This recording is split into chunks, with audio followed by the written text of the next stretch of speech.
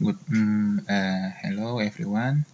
Today I like to present my paper about corporate governance and earnings management, empirical evidence of distress and non-distress company.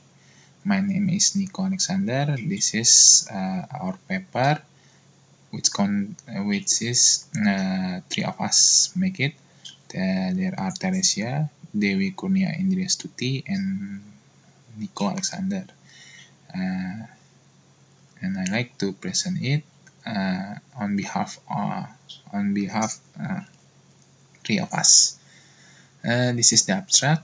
The purpose of this research is to get empirical study the effect of corporate governance on earnings management on distressed and non-distressed companies. Corporate governance in this research measured by independent board, audit committee, board of commissioner, institutional ownership, and number of board commissioner meeting.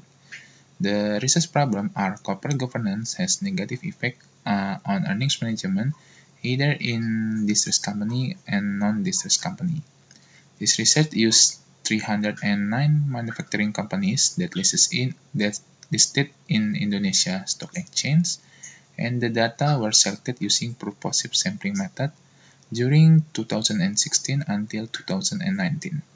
From 309 samples, there are 287 samples are distressed company and 22 company are non-distressed company.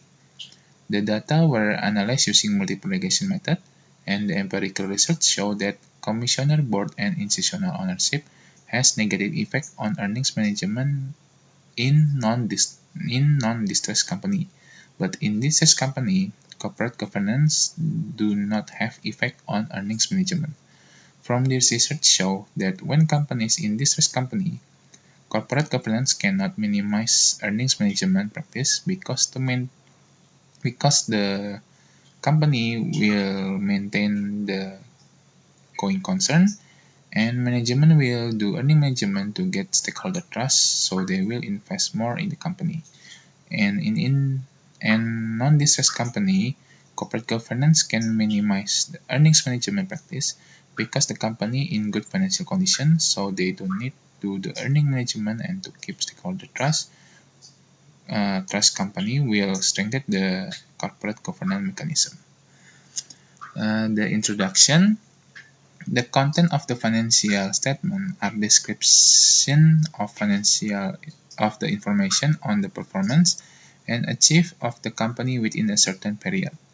The financial statement prepared by management will be reference for shareholders in making business decisions. Therefore, relevant and reliable financial reports are needed to facilitate decision making. This is according to Arifin and Destriana 2016. One of the most scandal in 2015, there are multinational companies. The name is Toshiba Corporation. This is a Japanese company, has been proved to inflate corporate profit for 6 years at 151.8 billion yen, equivalent to 1.2 billion USD. This inflate was carried out by the company executive to achieve their target. In fact, the target was not achieved and the result in losses. So there was an inflate of the profit. As a result of the scandal, Toshiba share declined by 17% and made Toshiba Corporation experience difficult in going concern. The research about the corporate governance and earnings management give inconsistent result. So this is the motivation of this research. And this research, we divided into two samples. That is there's a company that in distress condition and company with non-distress condition to see the different effect from corporate governance. The research problem are corporate governance have effect toward the earning management in distress or non-distress company, and the purpose of this research is to get empirical result the effect of corporate governance toward earnings management in distressed or non-distressed companies. The implication of this research is as information to investors about earnings management and can be used as literature to other research. The literature review is first the agency theory. This is the agency theory involves two person or two person, that is the management as an agent and the investor as the principal. The principal has a reason to believe that the agent will always act on behalf of the principal interest. This problem arising from agency theory is the agency problem.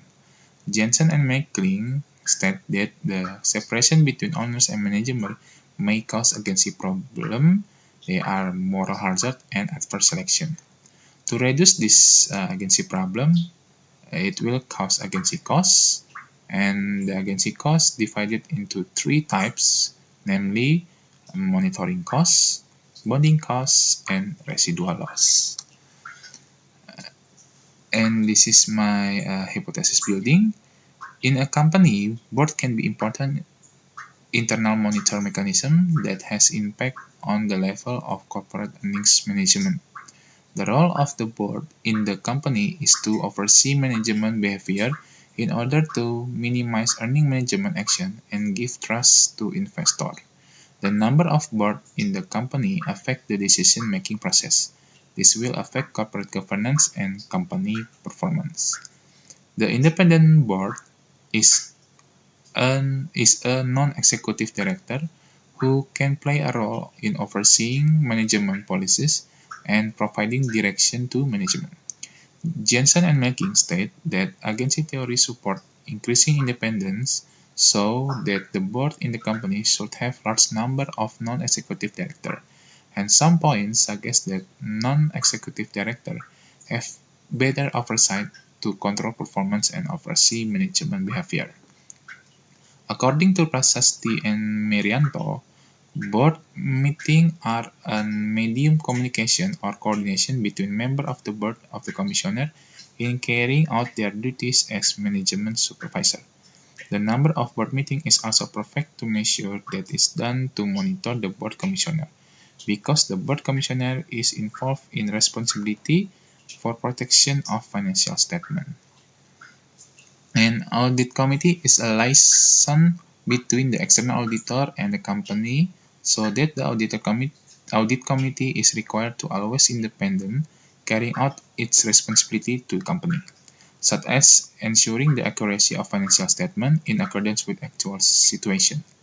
The audit committee is formed by the board of commissioner, is a liaison between shareholder and the board of commissioner with the management. Besides that, it has a responsibility assisting the board of commissioner to supervise management in preparing financial report. So it is hoped that the existence of the audit committee expected to reduce the occurrence of earnings management. Institutional ownership is the percentage of share owned by non-financial and financial institutions. Ashworth and Lina state the higher of institutional ownership will focus more on future profit, which are expected to be relatively greater than current profit, so that institutional investor will monitor effectively and will not be easily deceived by manipulation by manager. Institutional investors have more information than individual investors, and the higher of understanding that will decrease the asymmetry information between institutional investor and management and make it difficult for management to do earnings management. According to hypothesis building above, I take the hypothesis from hypothesis 1 until hypothesis 5, and we divide it into two sections. The hypothesis 1A is board size has a negative effect on earning management on companies that have distress condition, and the B is the same hypothesis but on the non-distress condition. Hypothesis 2, independent board has negative effect on earning management on companies that have distress condition, and hypothesis 2b is the same but in the distress condition. Hypothesis 3, board meeting have negative effect on earnings management on distress company. And hypothesis 3b is the board meeting has negative effect on earnings management on non-distress company. Hypothesis 4a, audit committee has negative effect on earning management on companies that have distress condition. Hypothesis 4b is the same but in the non-distress condition. Hypothesis 5a, intentional ownership have negative effect on earning management on companies that have distress condition. And hypothesis 5b, institutional ownership has a negative effect on earning management on companies that don't have distress condition. The population on this research are manufacturing companies that listed in Indonesia Stock Exchange during 2016 until 2018. The sample selection technique used in this research is the purposive sampling method, and the sample selection use purposive sampling to get the sample which matches with purpose of this research, and the sample used in this research are 309 data. The earning management using modified zones developed by Deco et al. And board size is measured using the number of board in period T. Independent board are measured using the percentage of independent board. Board meeting are measured using the number of meeting conducted by the board in the period T. Audit committee measured using the number of company audit committees in period T, and institutional ownership measured using percentage of share ownership by institution investor. This research also using control variable. There are profitability measured by return on asset, liquidity measured by current ratio, leverage measured by debt to total asset, operating cash flow measured by operating cash flow divided by total asset, and size measured by logarithm natural of total asset. To see either the company have a distress condition or not, I use the measure based on Agrawal and Chatterjee 2015. They said to measure the financial distress by comparing the Z-score value with the median of the Z-score. If the Z-score value greater than the median, it can be concluded that the company experienced financial distress, and vice versa. If the Z-score value is less than the median, it can be concluded that the company don't experience financial distress. This is the research model, and this is the result for my descriptive statistic and distribution of distress company. And this is the result of my hypothesis. We can see that board size in non-distress company have negative effect, and institutional ownership in non-distress company there are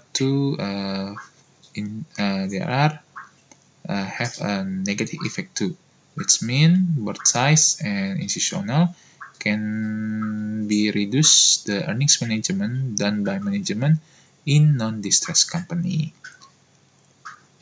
The conclusion, this research's purpose is to get empirical result of the effect of corporate governance on earnings management in the company that have distress condition and non-distress condition. The results show that in the distress company, corporate governance cannot prevent management to do earnings management, while in non-distress company, corporate governance can prevent earnings management practice. For the future research, the corporate governance can add another mechanisms such as board expertise, audit committee expertise, audit quality to get a better result, or use corporate governance index as a better measurement. For earnings management, can use models such as Kothari et al. 2005 or real earnings management to measure the earnings management. Thank you for your attention. Goodbye.